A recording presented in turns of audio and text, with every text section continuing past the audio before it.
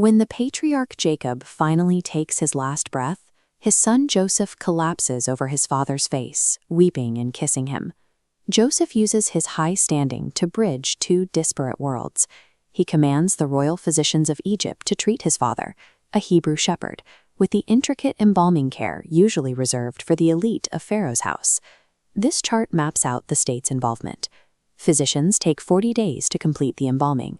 Following this, the populace mourns for 70 days. A mourning period this long was reserved for a pharaoh.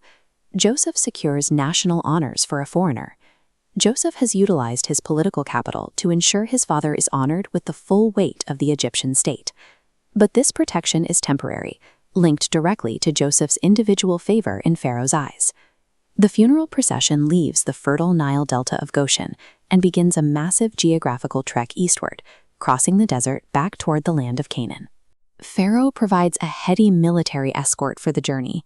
Alongside Joseph's family ride the chariots, horsemen, and high-ranking elders of the Egyptian court. At the threshing floor of Atad, just beyond the Jordan, the caravan halts for 7 days of lamentation.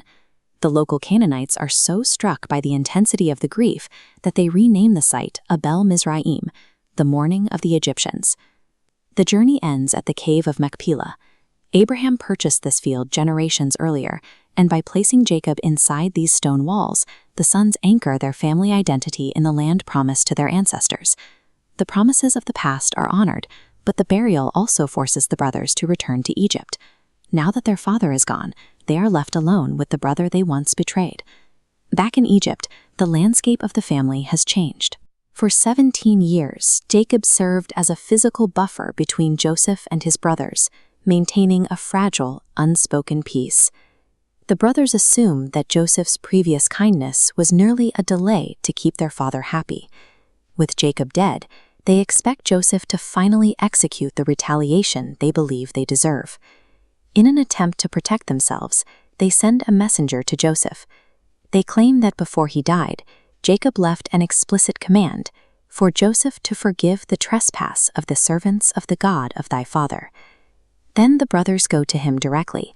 They throw themselves down on the stone floor, actively offering to become his slaves to avoid his wrath. Joseph now holds the unchecked authority to execute revenge.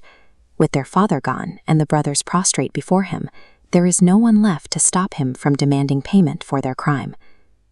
But Joseph doesn't order an execution. Instead, he weeps. He looks at the men trembling before him and explicitly rejects the right to act as their ultimate judge, asking, "Am I in the place of God?"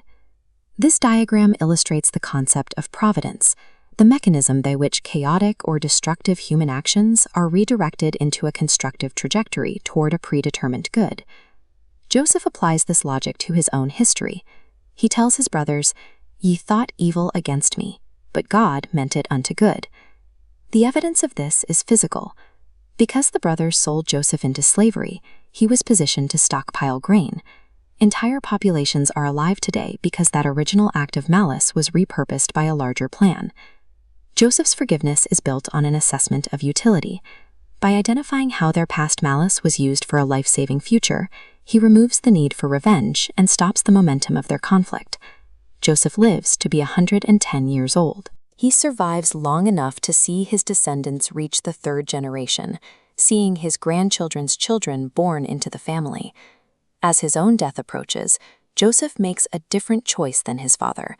Despite his power, he does not demand an immediate return to the family burial site in Canaan. Instead, he forces his brothers to take an oath. He tells them that God will surely visit them in the future to take them out of Egypt, and when that happens, they must carry his bones with them. Joseph dies and is embalmed, but rather than being carried to Canaan, he is placed into a coffin and left in the land of Egypt. The narrative ends with this solitary coffin. It serves as a permanent, silent monument for the family, proving that faith can exist even in a foreign land, while waiting for a promise that has yet to be fulfilled.